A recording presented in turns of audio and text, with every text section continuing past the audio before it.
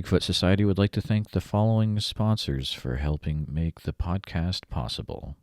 The Singular Fortean Society has combined open and honest paranormal investigation and journalism since 2016. Visit the Society at Singular Fortean for all the latest weird news and more. Come with us and investigate the impossible.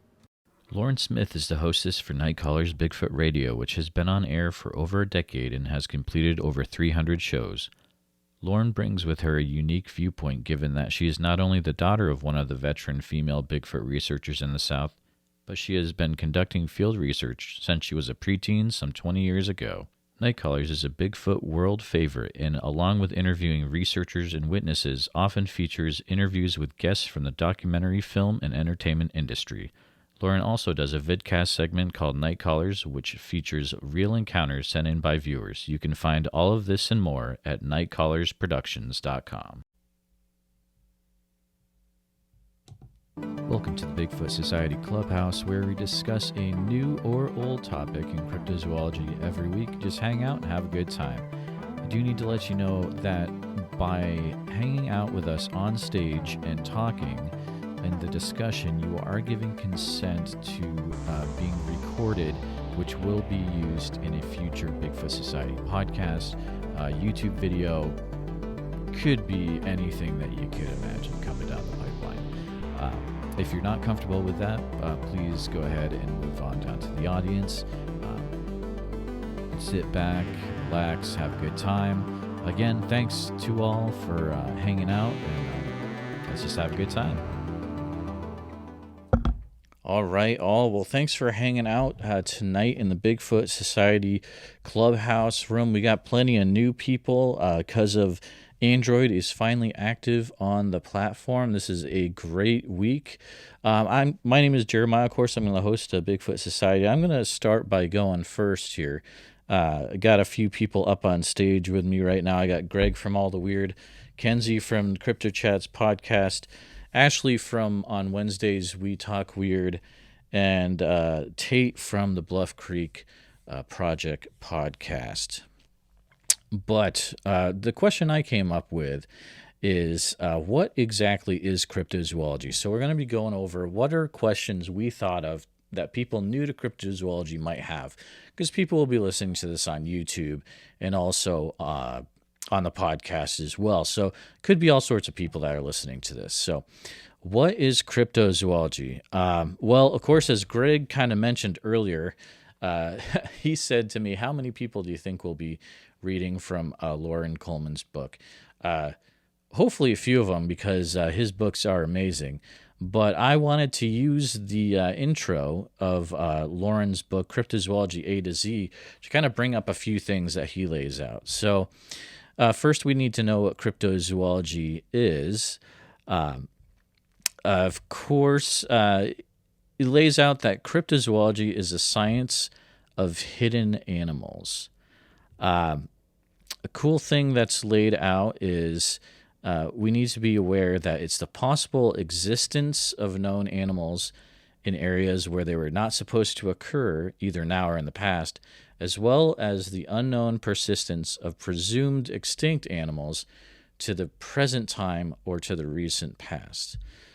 Pretty much the thing here is that it's unexpected. So it's not just your Bigfoots, your Loch Ness Monster, Bigfoot, your Mothman.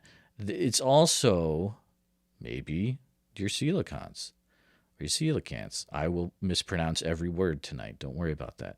But there's also... Can I add to that? Yes, and actually, I'm about to open it up. So what do we feel about what cryptozoology is? And Tate, go right ahead. Well, I mean, so cryptozoology, it doesn't necessarily have to refer to anything like Bigfoot or Loch Ness or, Chupacabra or what have you. As hard as it may seem to be, even known animals today were considered cryptozoology studies back then. Pandas, before that, I'm sure were considered in the field of cryptozoology because they weren't discovered until 1869 of March. So there's just example of a known animal through cryptozoology studies that's proven now as a real animal and something we see all the time. That is a really, really good example. Thank you, Tate. Anyone else has anything? And before we go on, I do want to say if there's anyone in the audience that was like, wow, I really have something to add to this particular question they're bringing up, feel free to raise your hand. We can bring you up on stage and definitely you can join in the discussion. But anyone else on the panel have any things they would want to add into what cryptozoology is or how we can define that? I mean, it's a scientific approach to looking at mythologies, tales, legends, disproving things before we rule things out, right? Um, Yeah, it's I think it's I agree more than with that. just more than just like fairy tales and stuff like that. I mean, I think cryptozoology is it's a very scientific method of research, but this is my opinion. I just think the word cryptozoology isn't taken serious for scientists and people who get involved in serious research like that. I mean, that may not be true at all. That's just what I feel like. I feel like there's definitely something to what you're saying there. I think that could be a discussion in itself. One time, actually, is cryptozoology taken seriously? I think there's a whole discussion there as well. Um, Unless someone had something else to add, let's get on to the next question. Does anyone want to volunteer to go next?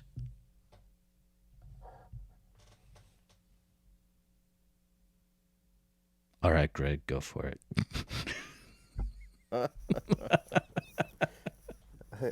Wait, we had to have a question ready.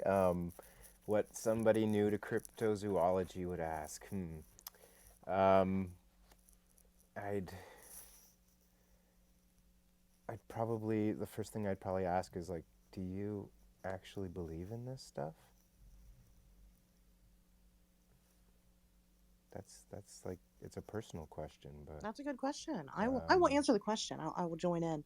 yeah, Um, I do. I believe in this stuff. It's personally what got me into this stuff was that of course, I saw the Patterson Gimlin film, and I just couldn't believe that other people did not believe that that was an actual flesh and blood creature, and how they thought it could have been a man in a suit, at the time being. But yeah, I was actually speaking with somebody yesterday because I was questioning an eyewitness account that somebody had, and you got to tread carefully with those things, and I kind of put a stop to the animosity kind of coming in, and reminded them that, hey, listen, I believe in anomalous phenomena. I wouldn't do this if I didn't. So yeah, I mean, I believe in it so much that I think that there is truth to a lot of these things, and that's why I do it.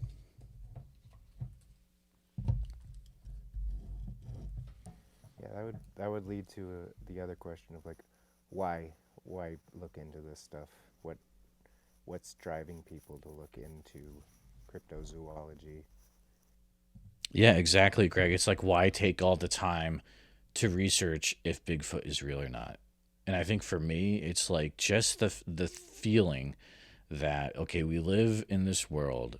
It's 2021, and just the feeling or the small thing that there could be things out there that are undiscovered and unproven, and I want to have a little part in that, in figuring out the truth about these creatures. They could be large, they could be small. New creatures are being discovered every day. But for me, that's how I would answer that question. Nice. So I guess I got a couple questions in there. So um, I'm gonna pass the mic on. Um, Ashley, did you want to go? Yeah, I'll go. All right. Yeah, I will take it away. My question would be new to it. I want to go out and I want to go look for these cryptids. What do I need? What equipment do I need to get started? Ooh, to answer that, I got a good answer. I would go to Bigfoot Society podcast, and we did a whole episode on um, what gear. So there's option or an opinion to go listen and see what you need. Tate, I appreciate the plug on my own podcast. That was amazing. That was amazing work. I would say, though, to answer Ashley's question, on the one hand, I need equipment with me to be prepared to go out in the field. So I'm thinking maybe backpack, maybe some, not just tennis shoes. Maybe I want to have things that I can collect samples that I find on the ground or maybe I can have a track casting kit with me. But on the other hand, if I'm going to be doing some interviews and research, maybe I also want to start uh, getting some type of recording equipment, maybe some like audio recorder or if you really wanted to get into it, you could get like a little mini podcasting studio, but you can really start with like a little audio recorder, or you can even use if you have a smartphone, you've got an audio recorder with you already. It's pretty crazy all the stuff that you can do on your smartphone. That's the things that come to mind right away for me, at least. Ooh, and yeah, to go along with that, I was gonna say your smartphone, even if you want to do like in the field interviews, or if you see interesting um, evidence that might be something to take pictures of, you can use a smartphone. Another thing I love to take in the field with me, and I'm kind of sometimes bad about this, but I keep like a one in my backpack all the time now.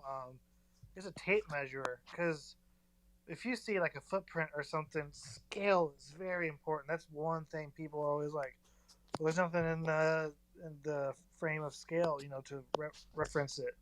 How big is it? Tape measure or some kind of ruler or something is good to use in that degree. That's actually like that's a really huge advice take, because it's like even if you take a picture with your own shoe next to the footprint, it's like, man, that tape measure gives you like that 4 inches on the tape measure. Like you can't. That is that, like that's gonna tell you what is truth. Lisa, what are your thoughts on this? Well, for one of my classes that I was teaching, we made Bigfoot hunting kits for the kids. And one of the things that we included that I found really important were little plastic baggies with tweezers. That way, if you came across a sample of a specimen that you wanted to collect to do research on, you could go ahead and store it safely. So that was another important thing that we put in our kits. And pen and paper. That way you can take notes on anything you might see. Totally. Yeah, with the pen and the paper, that's like using your brain, and you really have to bring knowledge with you into the field. Research the cryptid you're looking for. Read everything you can. Research the area you're going to. Look at it on Google Maps, satellite images, see what the terrain is like. Be prepared clothing-wise, weather-wise. I mean, just bring knowledge as well as the equipment.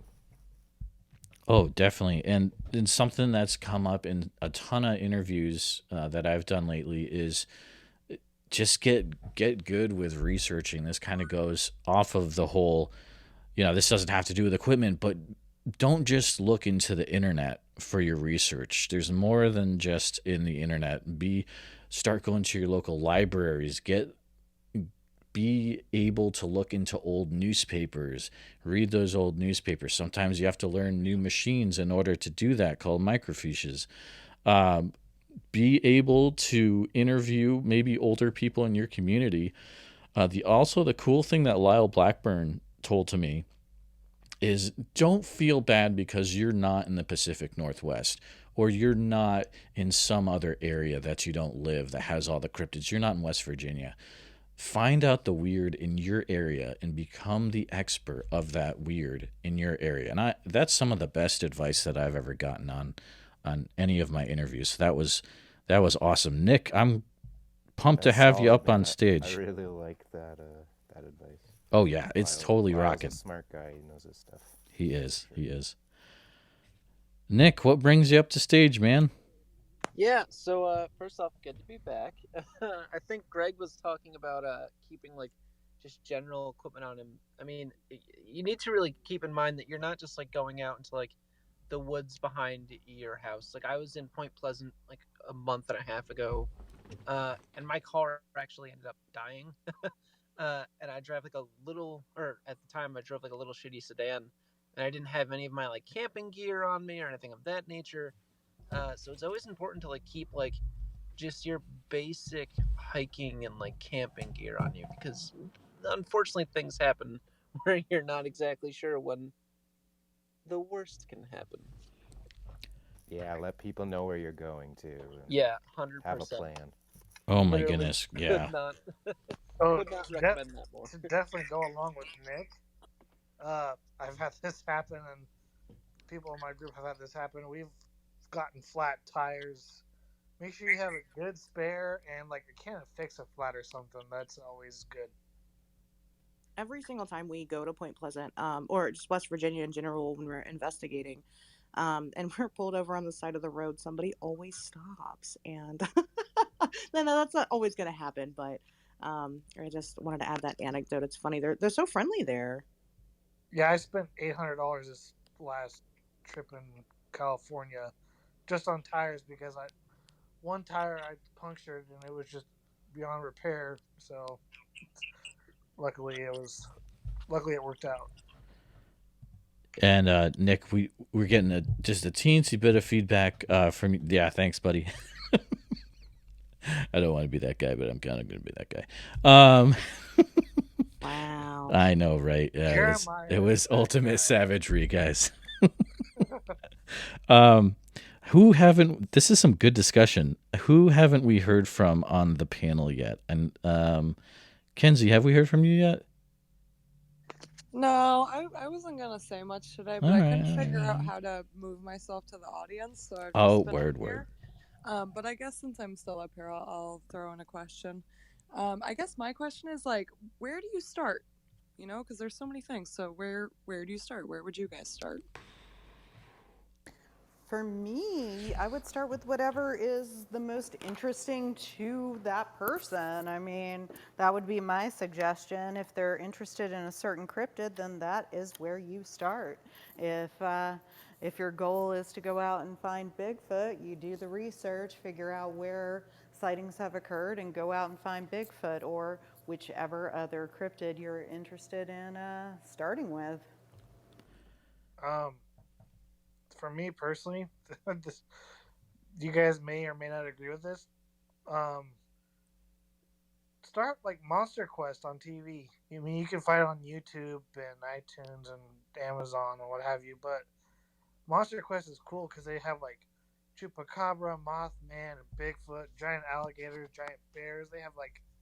They're covering the whole gamut on there. So honestly, that's probably. You could do that. That's a jumping point, if you will. You can start getting your feet wet, learning about it. Then you can learn some of the players in that field because they interview people from each field that do research for that cryptid. So I think Monster Quest is a good jumping off point, in my opinion. Honestly, I couldn't agree more with that. I remember vividly watching Monster Quest like growing up. It's like always thought that was cool.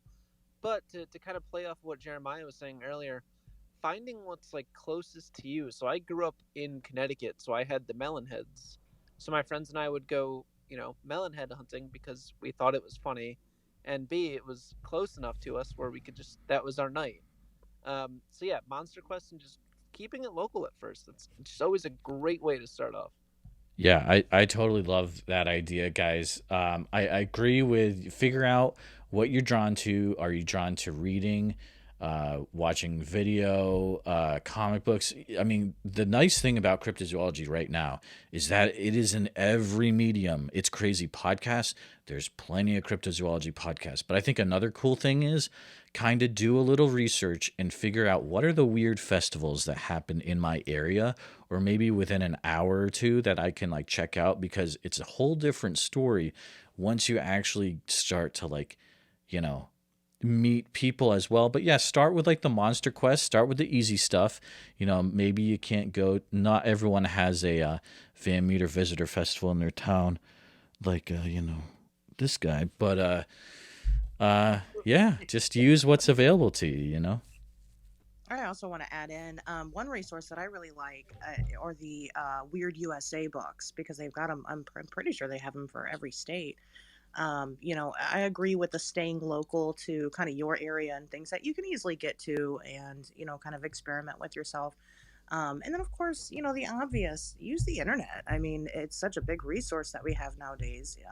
Start if a certain, creature, captures your interest, definitely look into it and, start following. If you happen to come across an article that you really like or a book that you really like, an author of some sort, start following them on social media, see what else they have out there.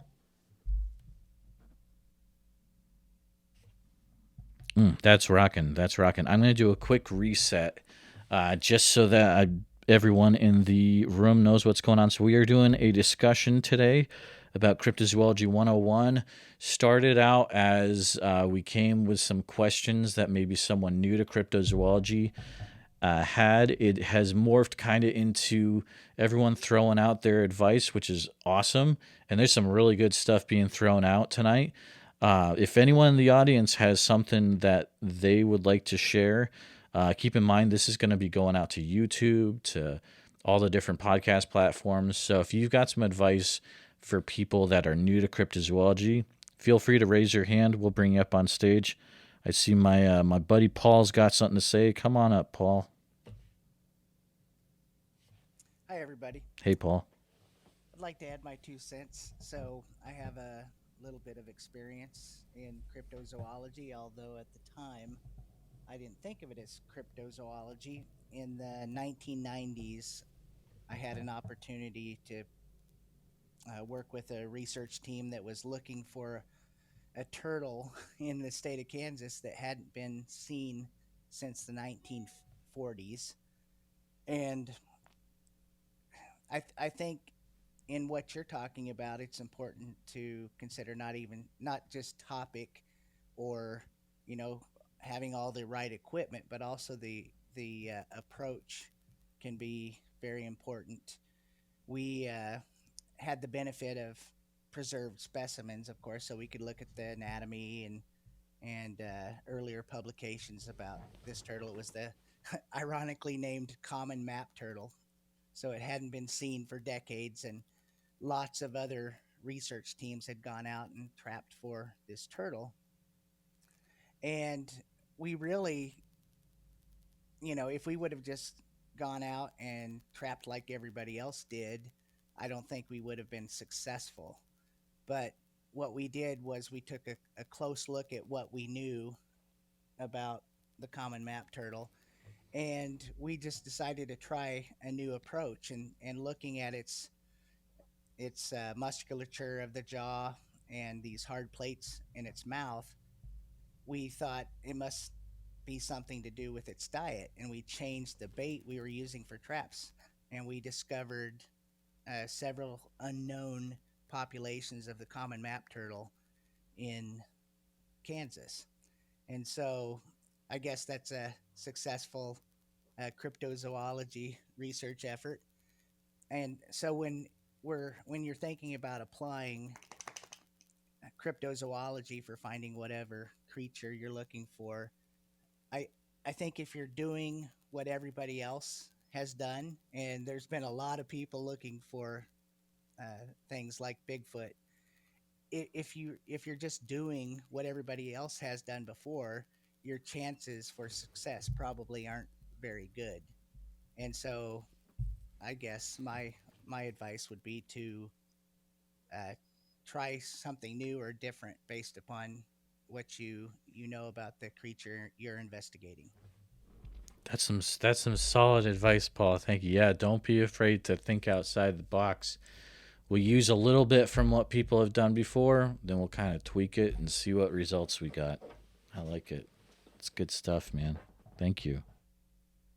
That what Paul was saying kind of harkens back to what I was saying about the panda. You wouldn't think of it as cryptozoology, but it's a common animal now, just like Paul with the turtle. You didn't think of it as cryptozoology, but if it hasn't been seen and it's really rare, then I would consider it.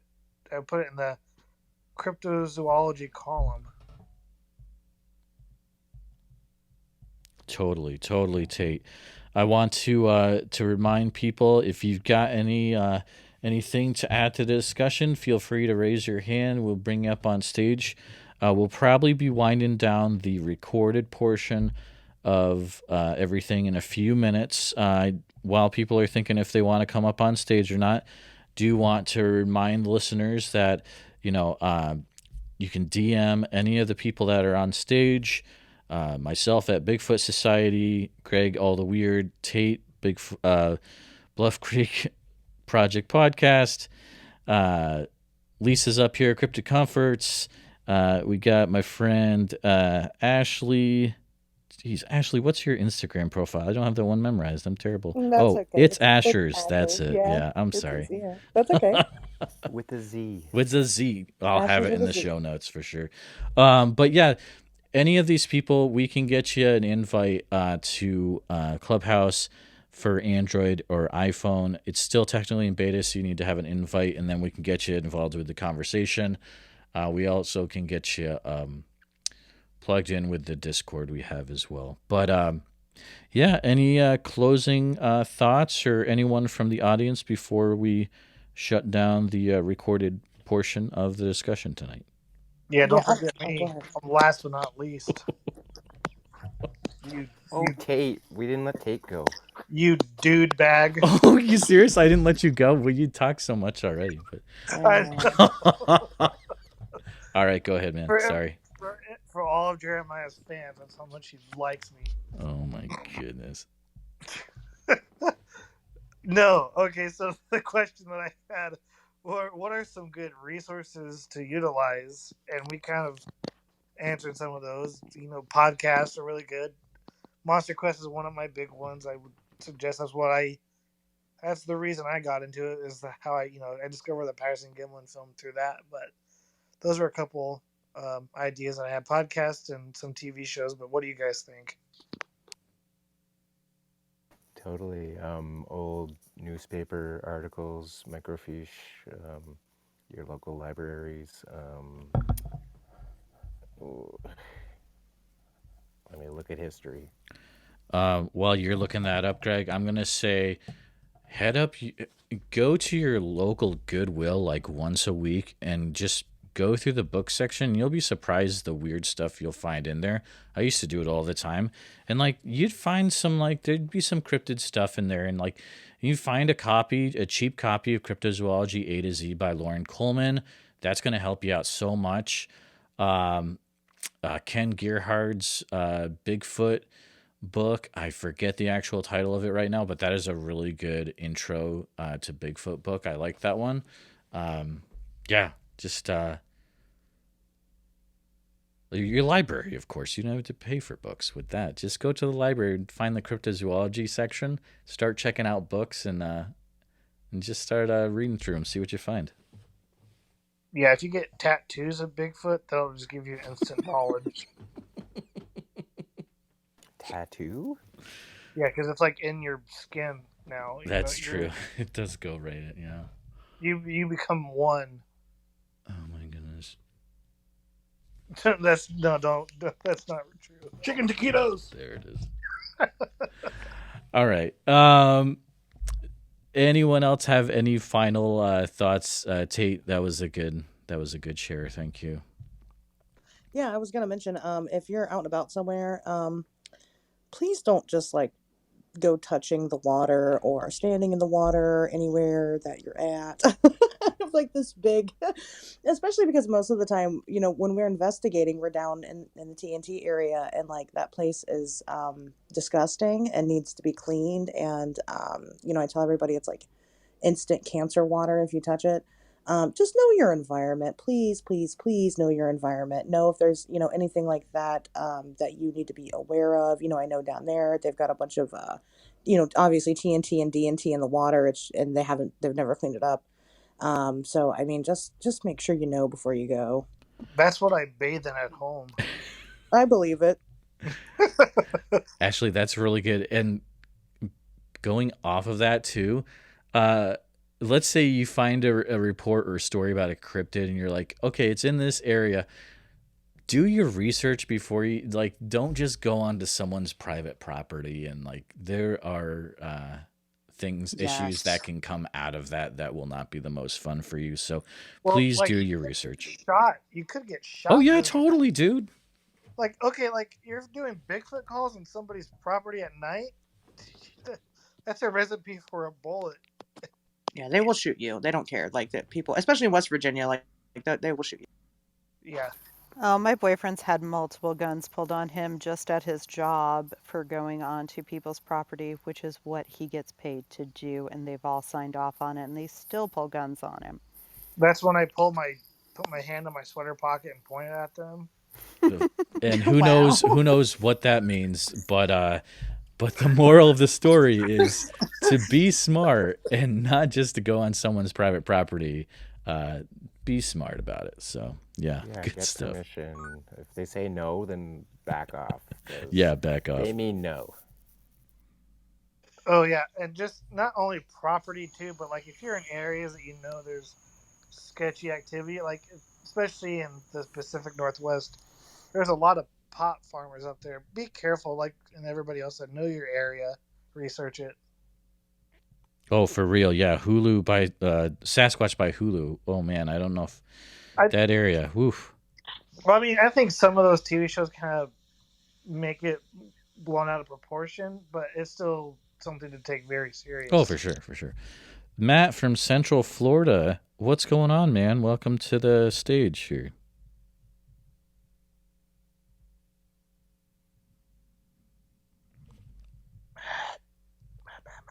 He might be having issues with the mute button. I think. Have a mute button in the bottom right hand. He's got it.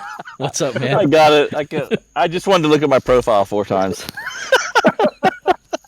Oh God, this platform is crazy. But anyway, anybody that knows me, I laugh a lot. But anyway, I just wanted to say great conversation as always, and I really liked where you all were going when you said think out of the box and talking tools and equipment and recorders and that thing. And I think for the most part, when you're talking recorders and equipment and tape measures and all that stuff, a tape measure is the same. Recorders, basically the same. You can put windsocks on them, that sort of thing. But the biggest thing, if I could add one thing, since this is a Cryptozoology 101, is to learn your camera. I jumped in this from a newspaper and television photographer, jumped in the field because I saw all the researchers, 99% of us are out there using GoPros and iPhones. If you're going to do that, put it on a gimbal, number one advice. And I have a gimbal, how to use a gimbal on my YouTube page, Central Florida Bigfoot. And I'm also up that one level, thinking way outside the box, is I'm shooting with a Panasonic Lumix FZ2500 on an AK4000 gimbal, and basically I can walk with a 300 millimeter lens stabilized, and so I'm watching the wood lines about 150 feet, 150 yards out in front of me, and stabilized on a gimbal. So it just makes all the difference in the world, because I just don't think a lot of things we're missing as independent, people out looking, is that, using GoPros and iPhones, you're looking at 30, 40 feet, and that's all you're going to see, maybe 50 yards. And if you get it and try to blow it up on an iPhone, it's just not going to work. So I've just upped the game with the quality of the camera, learned the camera, put it on a gimbal and stabilized, and I just wanted to throw that in there. Oh, that's the best. That's so good. I like that. I have a quick question for Matt. What kind of resolution frames per second would you recommend as like quote a good camera? It's not, I don't get caught up in that. I shoot 30 frames a second, mainly just because of the editor, possibilities. I edit in Adobe Pro. Sorry, I just walked back inside, so I'm muting my TV.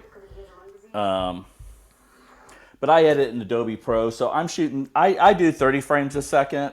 The camera's high res, the lens is high res. I'm recording MPEG-4 files.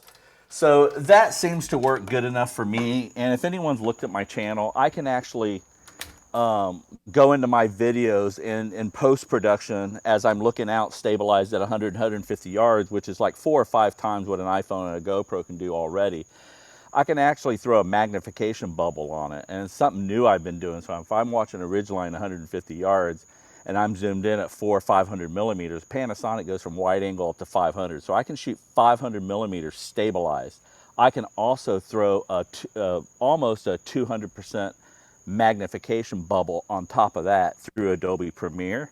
And so if anything was at 200 yards and if it was the size of a person, there is no doubt what I'm shooting. And I'm not even shooting 60 frames a second, nor am I shooting 4K.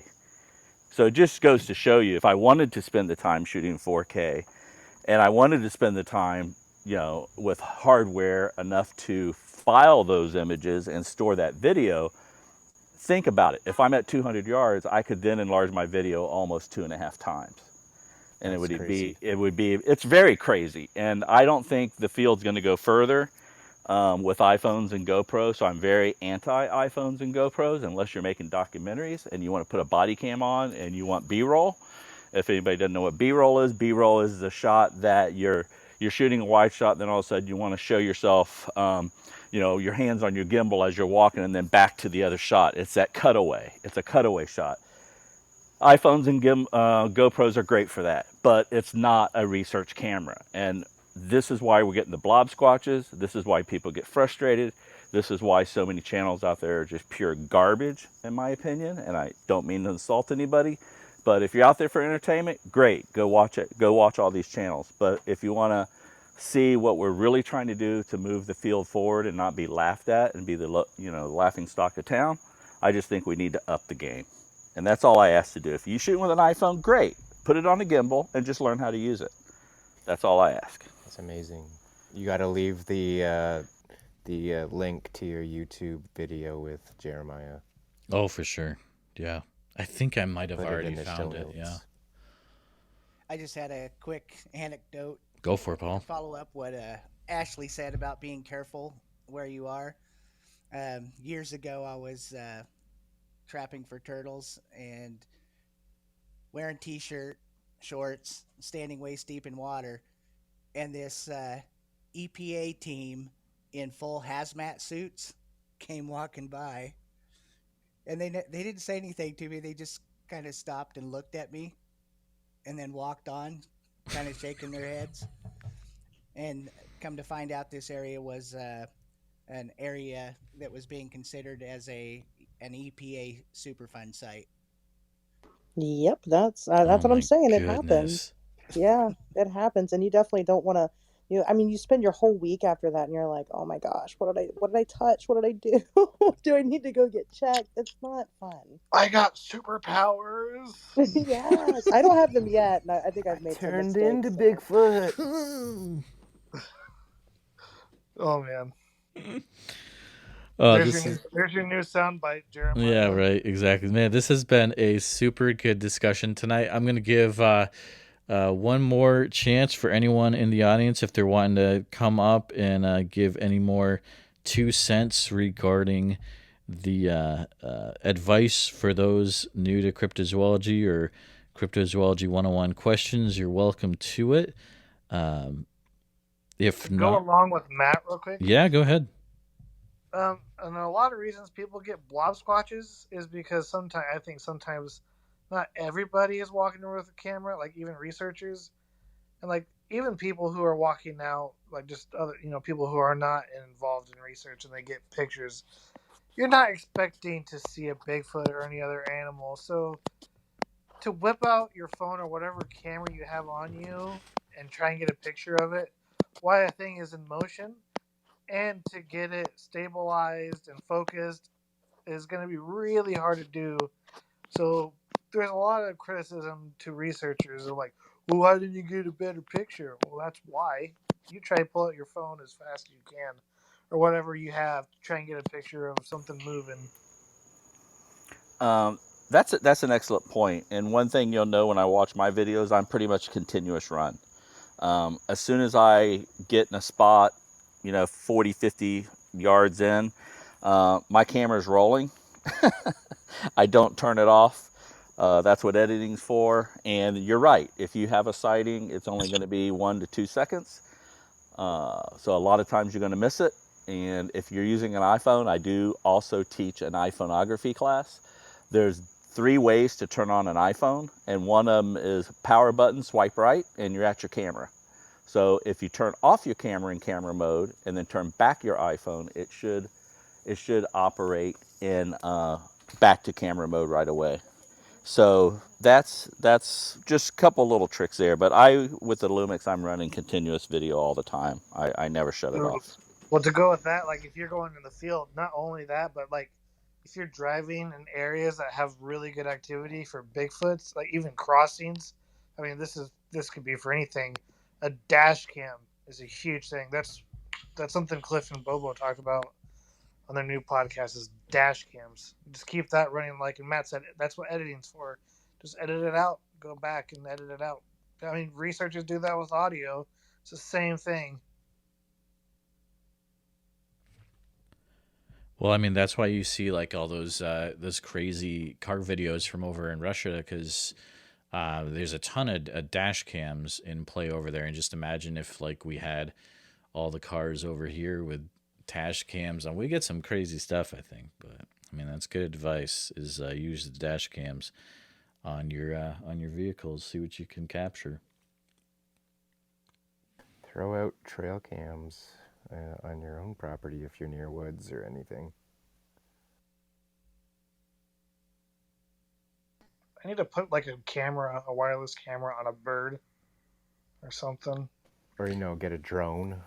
Oh well, like if you have, I mean, this is just really just wishful thinking. I just wanted to be. I thought it'd be really cool, but if you have a camera that never dies and it's light but it has really good resolution and you can put it on a bird, bird's an animal. It's not going to be anything out of the ordinary, and it's silent. If you have a camera on that sucker, oh my god! Wait, did you say put an actual camera on a pigeon? Or or eagle, or a hawk, or an owl. Or an owl. Night vision. Dude, night vision on an owl. Ooh, this is a rabbit trail, but I like what you're thinking, dude. This is totally real. This is totally unrealistic, but it'd be super cool. Oh my goodness, yeah. Okay. All right. All right, last chance. Any last remarks before I start to wind down the recorded section? Share your research. Yes. Share what you find. What would be what's a good way to share your research? There's a question right there. Not YouTube. Sorry, Matt. That was a good one. Well, I use I do my main channel was Instagram, Central Florida Bigfoot Instagram, and then only because I'm also a fine art photographer, so the forest language and Bigfoot came as together, and I shoot the breaks and bends people associate with Bigfoot. I just refer to it as forest language, and I'm making fine art images out of it. So I started showing still photos there and then moved into video and finally had a chance through a stroke of luck of co-hosting on Bigfoot Odyssey a couple times, which was able to kick off the YouTube channel. So now I just use YouTube and just feed off to Facebook and just repeat post. But I still keep my Instagram going as pretty much a custom page on its own. But good question. But I try to do all because there's different audiences, which is the reason why I reached out to Clubhouse, was just to try to grow the audience a little bit. because I do not have a Bigfoot in all of my videos. my channel is more about researching and the joy of the hunt and being out in the woods. So, it's hard to grow a channel when you're not showing a Bigfoot in every video, but that's just the way I do it. Straight up.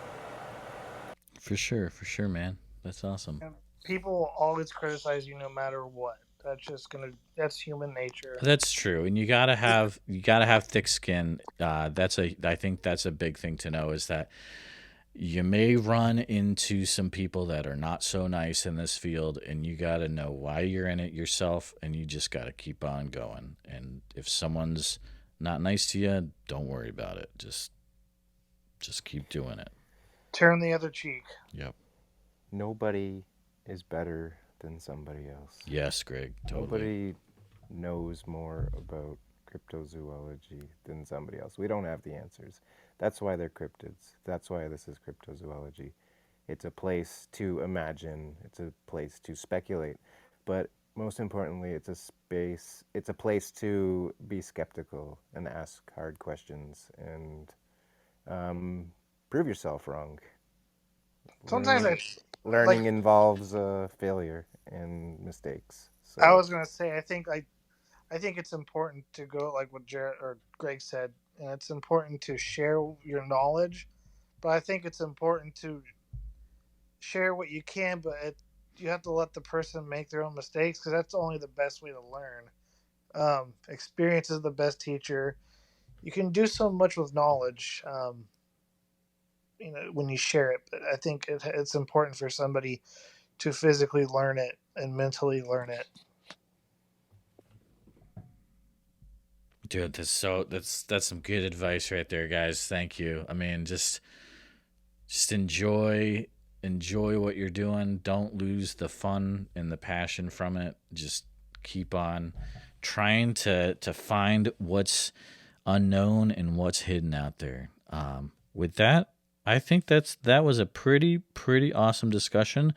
I'm going to go ahead and stop the recorded section. Before I do, of course, thanks for listening to Bigfoot Society Clubhouse. We'll see you again next week, Wednesday, 9:30 p.m. Central Standard Time. And thanks for listening.